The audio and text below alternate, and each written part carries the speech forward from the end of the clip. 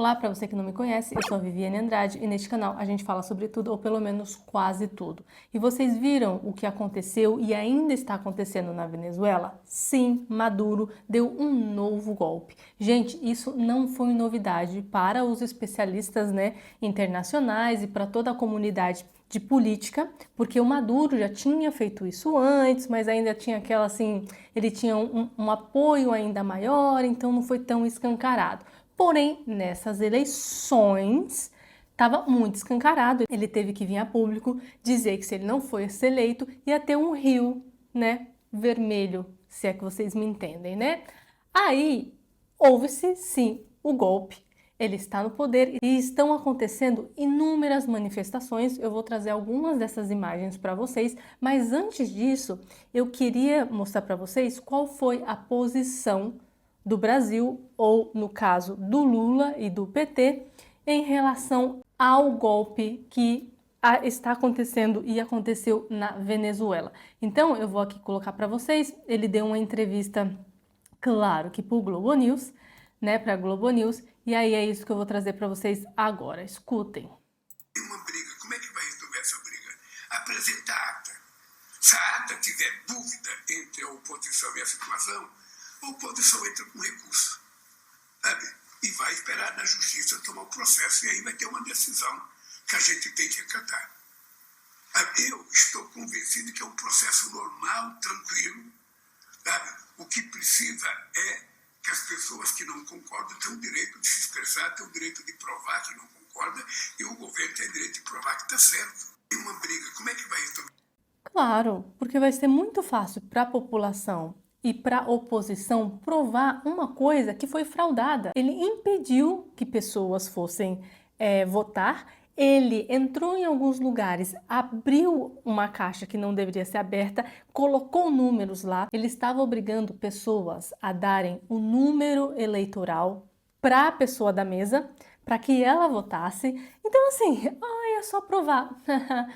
O Lula é uma coisa, ele fala com tanta naturalidade que as pessoas que não entendem como funciona o processo ou não viram as imagens, acredita, gente, é uma coisa normal que aconteceu lá. Tem que só provar que eles estavam mentindo e pronto. É assim fácil, como se os ditadores aceitassem e fosse fácil, desse jeito. E aí o que eu gosto do Twitter, né, o X, na verdade, né, atual X, é que as pessoas podem deixar uma avaliação no comentário ou em alguma situação que a pessoa postou, né? E aí ela coloca aqui as fontes. Aí colocaram assim: ao contrário do que diz Lula, as eleições na Venezuela no último domingo não foram tranquilas, pacíficas e nenhum processo normal em democracias. Devido às provas substanciais, diversos países não reconheceram os resultados anunciados pelo regime de Maduro. Quem disse que as eleições na Venezuela foram democráticas? Rússia, que tem um ditador que frauda eleições mais que tudo. O Irã, aí teve a Bolívia, teve Cuba, só democracia. Se você não entende de política, todos esses nomes que eu falei para vocês não são democráticos, são ditaduras, são países ditatoriais que não permitem eleições. Fingem, assim como Maduro, que tem eleições, mas no fim das contas a eleição não existe. Eles anunciam a eleição para mostrar para o mundo, mascarar para o mundo que, olha, nosso país é democrático, é por isso que está havendo eleições. Mas eles não deixam que o processo eleitoral corra de forma natural e que pessoas venham fiscalizar. Só de nome teve eleições, mas no fim das contas mesmo não teve eleições nenhuma, tá? E aí aqui, ó, vou mostrar para vocês, então, os protestos que estão acontecendo lá na Venezuela agora, tá?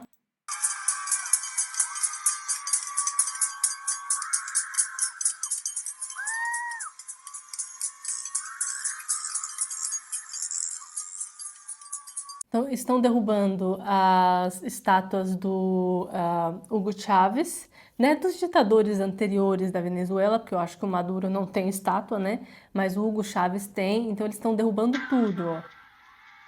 Todas.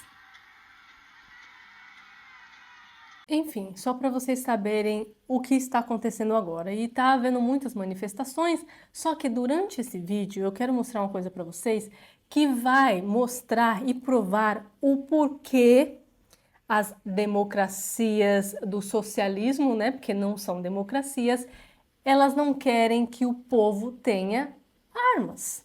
E vocês vão entender. Agora eu vou mostrar para vocês alguns vídeos que mostram a semelhança entre Maduro e Lula. Nicolás Maduro nasceu em 23 de novembro de 1962 em Caracas, na Venezuela. De família pobre, o jovem logo começou a demonstrar interesse pela vida política por conta da influência de seu pai, Nicolás Maduro Garcia, um ativista do movimento dos direitos trabalhistas e um dos fundadores do Movimento Eleitoral do Povo, o MEB, uma organização socialista da década de 60.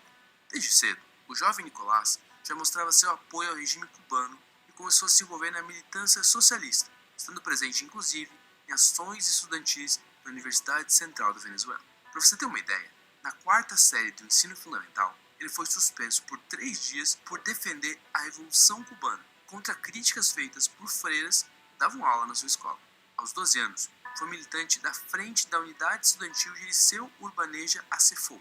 Depois, ingressou na Ruptura, uma facção legal do clandestino Partido da Revolução Venezuelana, fundado em 1971 por Douglas Bravo, um ex-guerrilheiro. Naquela época, a Venezuela vivia sob o punto-fugismo, um sistema político que garantia a alternância pacífica de poder entre os principais partidos do país, mas que era acusado de ser um regime oligárquico e corrupto. Os movimentos sociais e sindicatos enfrentavam dura repressão do governo. Não havia lá muita liberdade política. O partido de Maduro tinha uma orientação marxista-leninista e fazia oposição ao regime, buscando mudanças sociais e econômicas radicais através da luta armada. No entanto, na década de 70, o PRV optou pelo caminho eleitoral. Depois de algumas divisões, acabou perdendo influência política nos anos seguintes. Ainda assim, os ideais do partido mudaram o pensamento político de Maduro. Ainda quando era estudante secundarista, ele foi guitarrista na banda Enigma e chegou a se apresentar em um programa de televisão na sua versão roqueiro de cabelos longos e bigode. Mais tarde, Maduro se juntou à Liga Socialista, uma organização simpatizante da Organização de Revolucionários, quando ele se destacou como figura política e foi enviado para Havana, onde frequentou cursos na escola do Partido Comunista de Cuba entre 1986 e 1987. E acreditem, ele fez parte e aprendeu sobre o Partido Comunista junto com o Partido Comunista Cubano e hoje tem jornalistas querendo dizer e tentar provar, fazendo malabarismos, dizendo que não, ele não é comunista.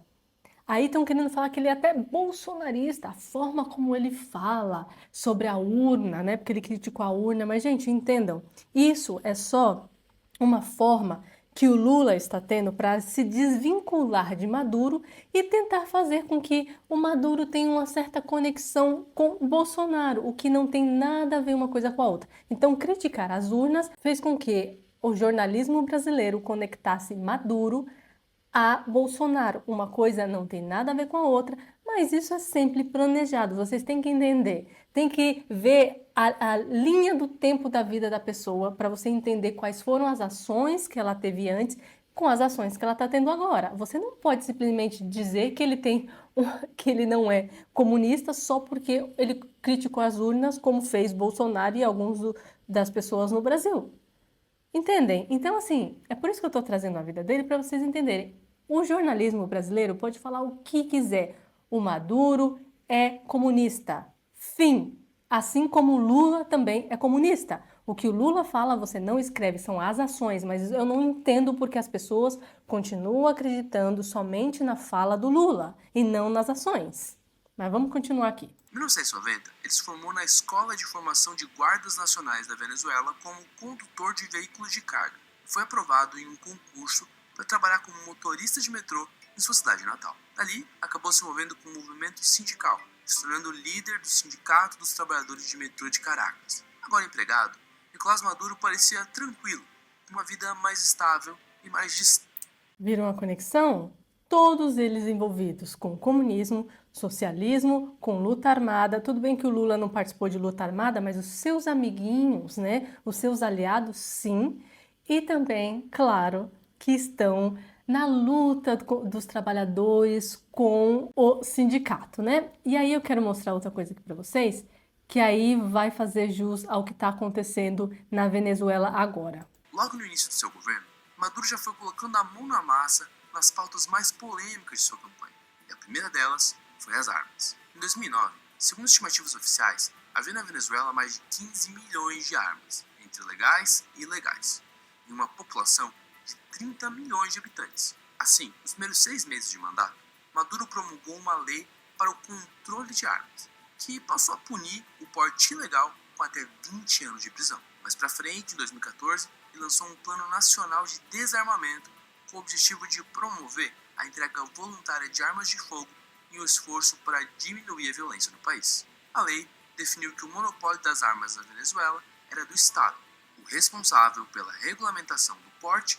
e venda de armas e munições. Sendo assim, apenas policiais municipais, estaduais e nacionais, militares, escoltas de funcionários e do corpo diplomático, funcionários de empresas de segurança de valores e atletas de tiro têm permissão legal para portar armas na Venezuela. Naquela época, Maduro...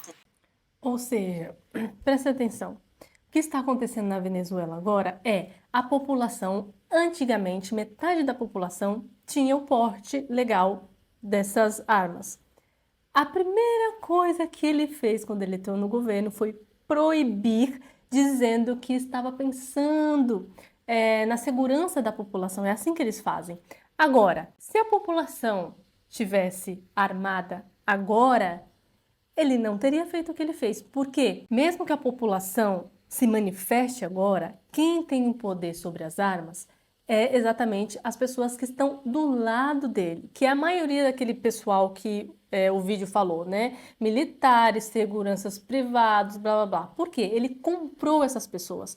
Lula também gasta muito, não é porque ele está ajudando o povo, é que ele está comprando também as pessoas, assim como ele comprou agora, por exemplo, o exército. Se o Lula quiser dar um golpe no Brasil, o exército vai estar do lado dele, porque o exército foi comprado, a chefia. E aí o brasileiro também não tem direito a se defender, não tem acesso a armas, então você não tem como lutar de igual para igual. O que vai acontecer é que se a população venezuelana quiser realmente se libertar do Maduro, eles precisam continuar se manifestando, só que como o Maduro disse, águas vão rolar, não é mesmo? Águas vermelhas vão rolar e o povo não tem poder para isso, a não ser que um grupo muito, mas muito grande estejam aí para se defender, o que provavelmente não vai acontecer, agora vai ser essa movimentação toda, mas com certeza ele está esperando que o povo vá baixando, né? Ai, não tem mais o que fazer e as pessoas preferem sair do país do que lutar, porque não tem com que lutar, você não tem armas para lutar contra o exército. Então a chance de você, né, sofrer, né, se é que vocês me entendem, for de arrasta para cima, é muito mais fácil. Entendem por que eles querem tanto desarmar a população? E eu vou dar um exemplo muito claro. Eu estou fora do Brasil, moro fora do Brasil.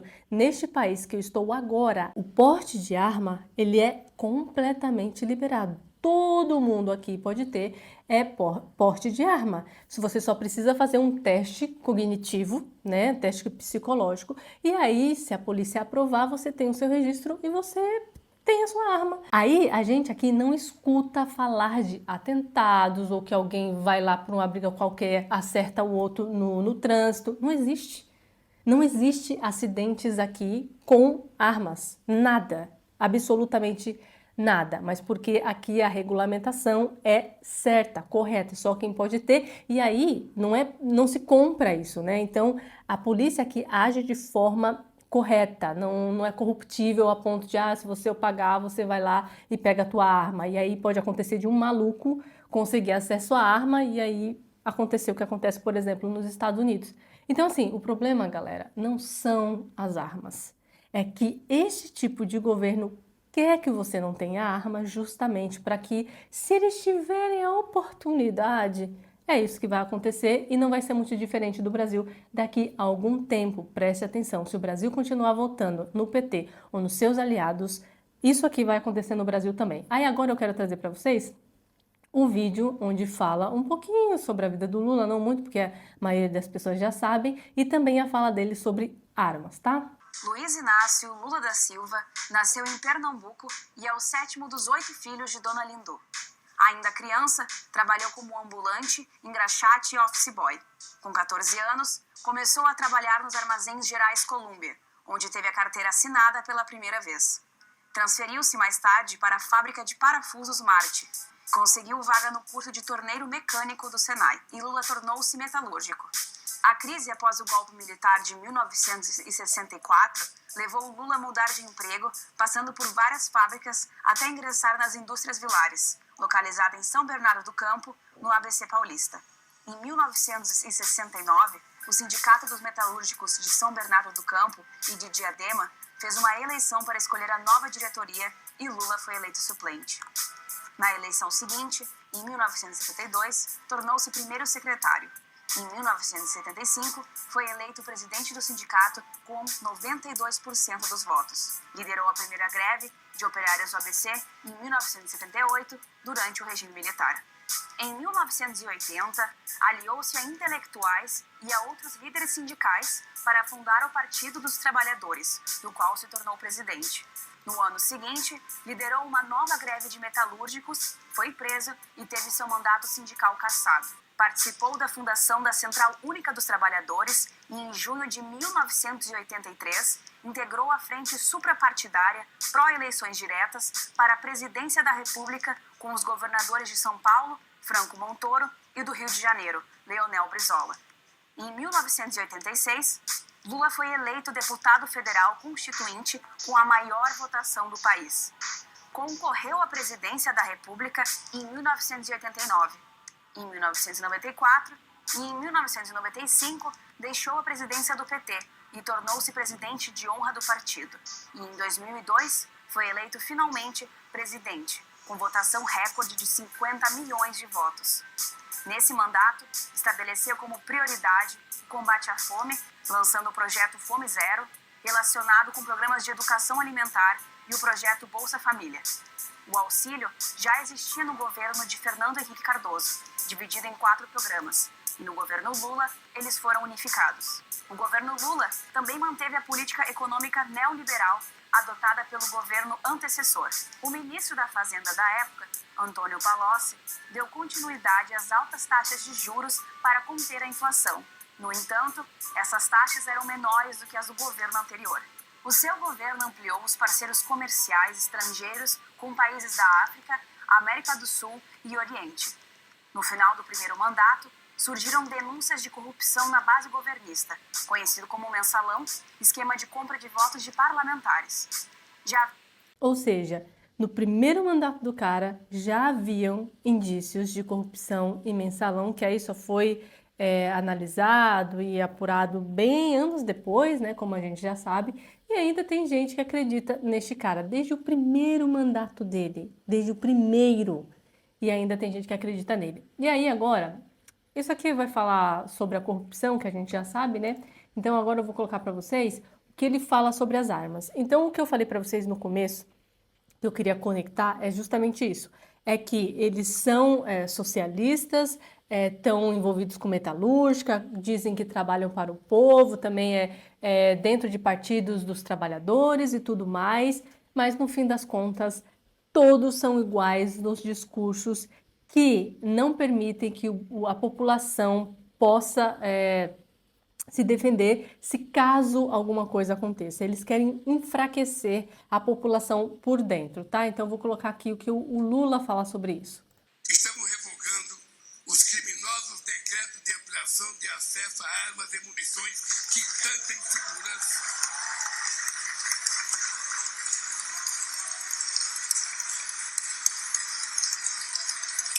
insegurança e tanto mal causaram às famílias brasileiras. O Brasil não quer e não precisa de armas na mão do povo. O Brasil precisa de segurança. O Brasil precisa de livro, de educação e de cultura para que a gente possa ser um país mais justo.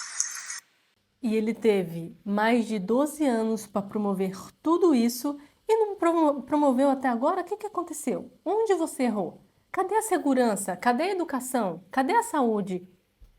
Não se tem, e o pessoal fica buscando na esperança de que aquilo que ele fala realmente um dia vai se concretizar. Enquanto isso, ele vem falando que armar a população é um problema. Na verdade, a maioria dos discursos do Lula e desse pessoal socialista é tudo uma farsa, uma falácia, que se a população realmente tivesse o mínimo de educação, porque nem o mínimo de educação se tem hoje no Brasil, a maioria das coisas seriam resolvidas, mas eles não querem resolver. Eles querem causar o caos e a discórdia. Eles precisam que a população briguem, porque se eles forem dar o golpe, como aconteceu com Maduro, eles não vão conseguir se unir. Por exemplo, PT, a galera do PT que não quer mais o Lula, por exemplo, se unir com o Bolsonaro. Porque eles precisam brigar, metade da população está brigando, não consegue se unir em relação a nada. Então é isso que eles querem. Quanto mais a gente briga, mais esses políticos corruptos ganham. E é isso que a gente tem que aprender a discutir política sem entrar nesse viés de eu sou muito apegado a isso, eu sou muito apegado àquilo. Não, tem que discutir de forma consciente, mas abrir os olhos e os ouvidos para que a gente consiga ouvir o que aquela pessoa está falando, mas está enxergando as atitudes dela se realmente condiz com o que ela está falando, entendeu? Então é isso, espero que vocês tenham gostado do vídeo, um beijo, até a próxima e tchau!